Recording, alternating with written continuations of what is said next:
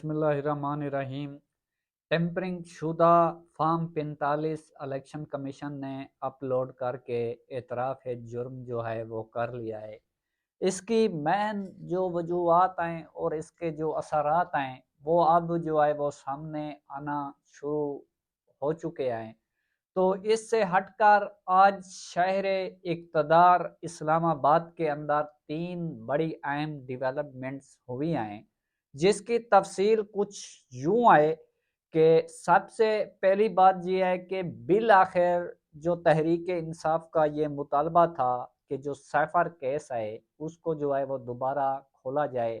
तो वही सैफर केस जो है इस्लामाबाद हाई कोर्ट के अंदर दोबारा जो है वो खुल चुका है। उसके साथ साथ दूसरी डेवलपमेंट्स ये है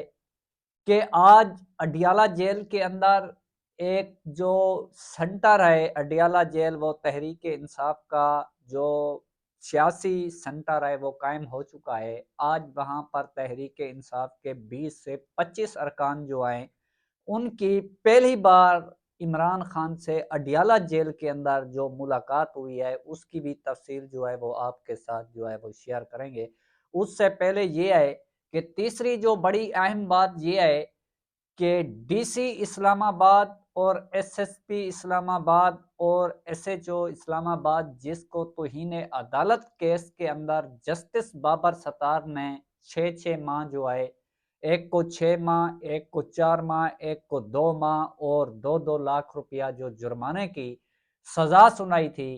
तो उस केस के अंदर जो अपील में चला गया डीसी और एसएसपी और एसएचओ जो मुतलका थे इस्लामाबाद के अंदर, तो उसी अपील के अंदर बड़ी अहम पेशरफ्त हुई है। वो ये है कि जो ब्यूरोक्रेसी अदालत के अहकामात को एक हवा में उड़ा रही थी और अदालत की बात को तस्लीम नहीं कर रही थी और अपनी मर्जी से 3 MPO और डिडक्शन ऑर्डर जो जारी कर रहे थे, तो जो 69 जो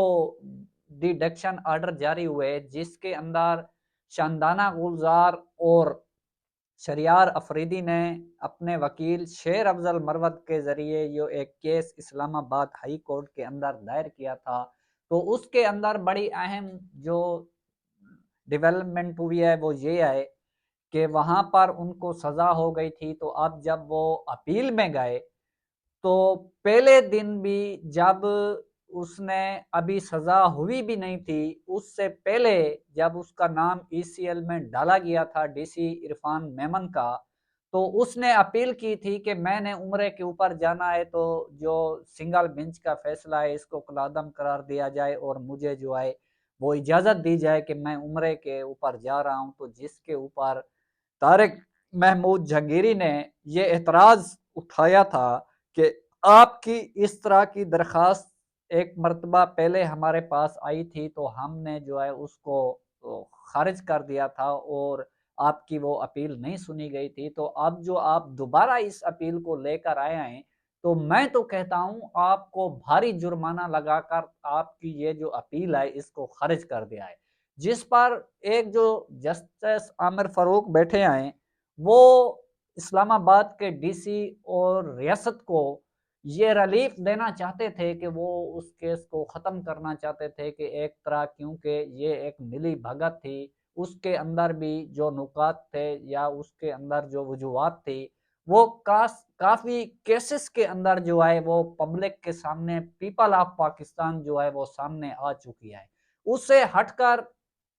तो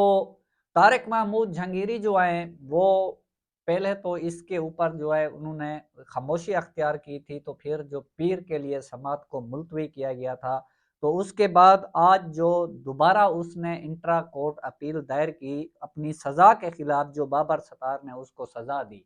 तो उसके अंदर आज ब्यूरोक्रेसी को ये वाज़ेह मैसेज दिया तारिक महमूद जहांगीरी ने। उन्होंने कहा कि जस्टिस जो आमिर फारूक थे उसको कहा कि मैं ये जो केस है मैं ये नहीं सुनता। उन्होंने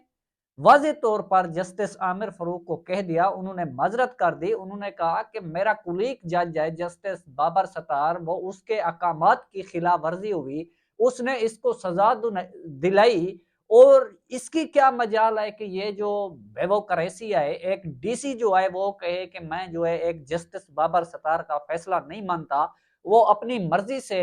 کسی عام شہری کے جو ہے وہ ڈیڈکشن کے آرڈر جاری کرتا رہتا ہے۔ یہ پاکستان کا آئین ہے یا قانون ہے، اس کے ہمارے ساتھ اور عدلیہ کے ساتھ بھی مذاق کیا جا رہا ہے، تو پھر ہم اپنے ایک کلیگ کی دی ہوئی سزا کو ختم کر دیں؟ یہ نہیں ہو سکتا۔ انہوں نے کہا کہ بھائی میں معذرت کرتا ہوں، بے شک آپ کسی اور جج کو اپنے ساتھ ملا کر اس کو جو آپ نے ریلیف دینا ہے وہ بے شک آپ دیں، لیکن میں اس بے شرمی کا حصہ نہیں بننا چاہتا۔ یہ میرا واضح میسج ہے کہ یہ وہ لوگ ہیں جنہوں نے عدالت کا مذاق اڑایا۔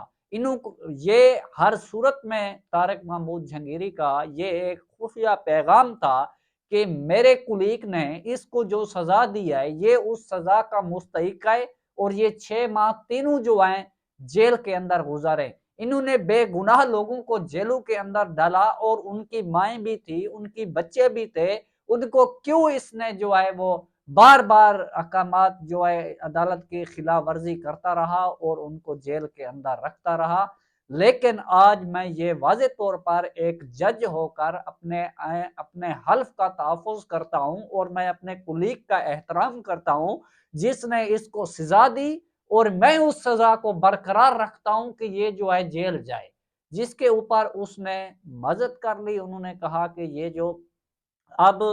یہ جو طارق محمود جہانگیری کا فیصلہ تھا یہ بڑا خوش آئندہ فیصلہ تھا۔ اس فیصلے سے بیوکریسی کو یہ پیغام چلا گیا ہے کہ اب جس طرح آپ نے پچھلے 16 ماہ کے اندر جو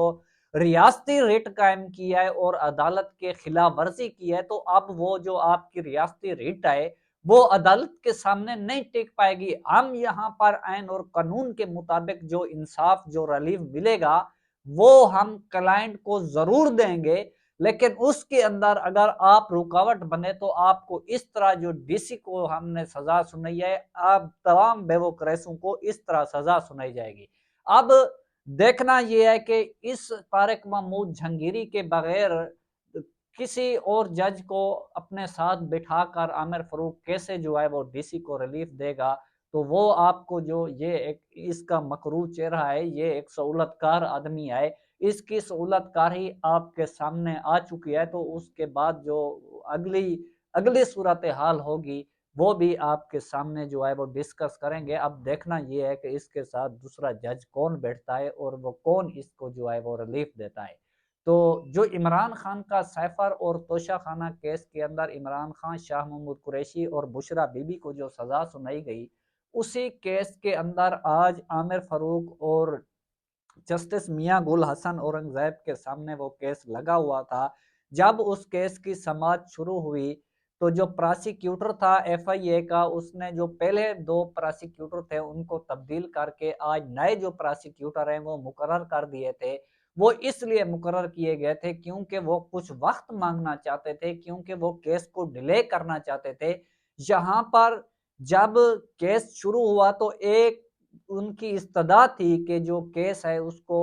ملتوی کیا جائے، ہمیں جو ہے کچھ ٹائم کے لیے مہلت دی جائے، جس کے اوپر جسٹس میاں گل حسن اورنگزیب نے یہ ریمارکس دیے۔ انہوں نے کہا کہ یہ کیس آج یا کل ختم نہیں ہو رہا، ابھی تو ان کے وکیل کے دلائل شروع ہونے ہیں، وہ چلیں گے، ابھی تو ایک دن کے اندر وہ اپنے دلائل مکمل نہیں کریں گے، جب تک ان کے دلائل ہوتے ہیں تب تک جو ہے آپ اپنی تیاری کر لیں، لہٰذا ہم آپ کی استدعا کو منظور نہیں کرتے، آج ہم ہر صورت میں یہ جو کیس ہے اس کو سنیں گے۔ جس کے اوپر انہوں نے عمران خان کے وکیل بیرسٹر سلیمان صفدر کو ہدایات دی کہ آپ جو ہے اپنا جو کیس ہے اس کے اوپر دلائل جو ہیں وہ شروع کر دیں۔ جس کے اوپر جو بیرسٹر سلیمان صفدر تھے انہوں نے سیفر کیس کے اندر جس طرح عمران خان کو نوٹس جاری ہوئے اور اس کے بعد جس طرح سے عمران خان کے اوپر ایف آئی آر درج ہوئی اور جس طرح سے وہ کاروائی چلے گی، جو کیس کا ایک بیک گراؤنڈ تھا اس کو اس نے پڑھ کر جو ہے وہ عدالت کی ٹیبل کے اوپر رکھا، تو 1 گھنٹے کے اندر جو دلائل بیرسٹر سلیمان صفدر نے دیے اس نے 1 گھنٹے کے اندر پراسیکیوٹر اور ٹرائل کورٹ کے جج اور جو ڈیفینس اسسٹنٹ ڈیفینس کونسل تھا اس کی جو خامیاں تھی، 21 خامیاں تھی،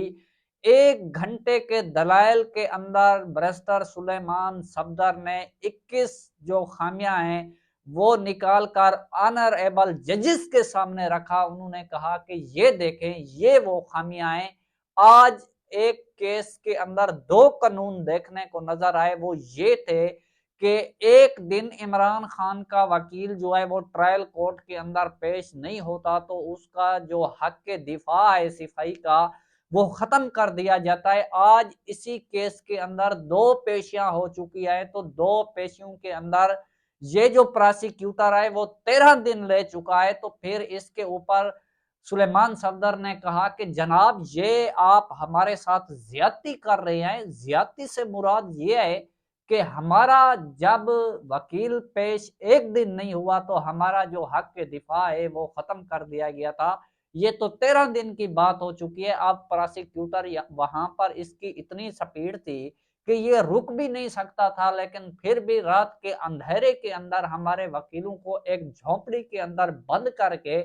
گن پٹی کے اوپر عمران خان کو سزا دلائی گئی۔ لیکن آج جب ہماری باری آئی اپیل کے اندر، آج یہ مرکزی اپیل تھی، تو اس مرکزی اپیل کے اندر یعنی ایک تو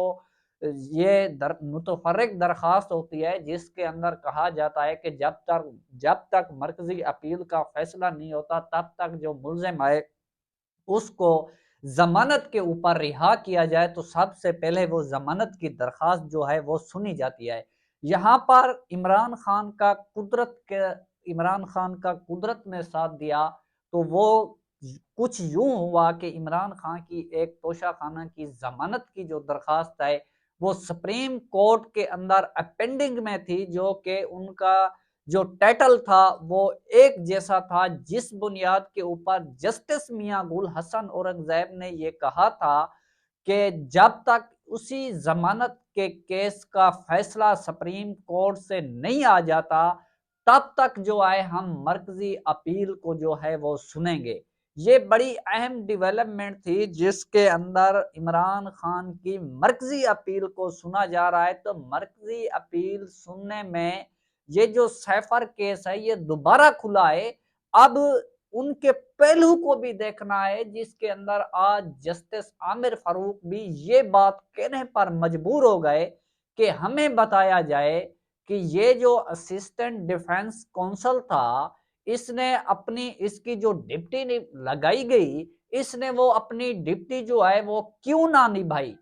تو بیرسٹر سلیمان صفدر نے کہا کہ جناب یہ جو اسسٹنٹ کونسل تھا اس نے 48 گھنٹے کے اندر 21 گواہوں کے اوپر جرح کی، جس کے اوپر جج بھی حیران ہو گئے کہ 21 گواہوں کے اوپر کم از کم جو ہے 21 دن تو لگ سکتے تھے، انہوں نے 48 گھنٹے کے اندر جو ہے 21 گواہوں کے اوپر جرح کی۔ تو یہ ایک اہم پوائنٹ وہاں پر آیا جس کے اندر انہوں نے کہا کہ جو اعظم خان تھا وہ ایک اس کیس کے اندر مرکزی ملزم تھا، ایف آئی آر کے اندر اس مرکزی ملزم جو اغوا تھا، جب اس کے اغوا کی ایف آئی آر درج ہوئی تو اس کے دوسرے دن بعد جو اعظم خان ہے اس کا جو ہے وہ 164 اور 161 کا جو بیان ہے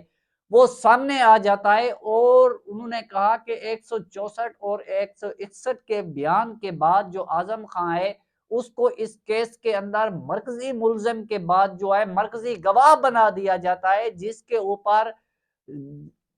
میاں گل حسن اورنگزیب نے یہ مکالمہ کیا سلیمان صفدر سے کہ جناب آپ نے اعظم خان کے اوپر جرح کی تھی؟ تو انہوں نے کہا کہ جناب جرح تو ہمارا اسسٹنٹ ڈیفنس کونسل تھا، اس نے جرح کرنی تھی۔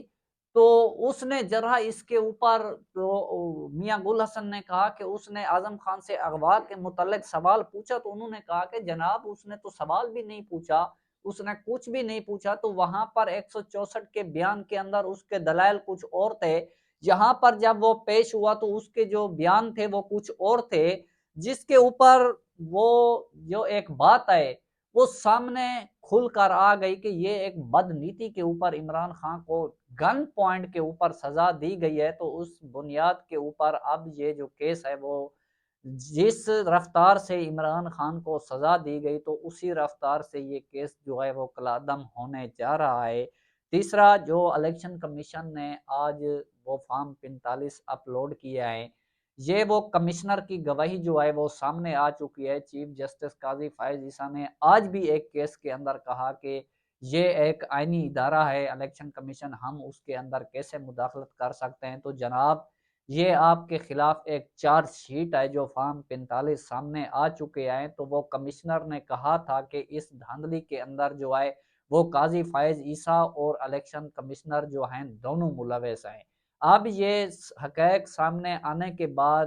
آپ کا یہ آئینی تقاضا ہے اور اخلاقی تقاضا ہے کہ آپ اپنے منصب کے اوپر جو ہے وہ فائز نہیں رہ سکتے۔ مہربانی ہے کہ آپ جو ہے اپنے عہدے سے استعفیٰ دے دیں اور آپ گھر چلے جائیں۔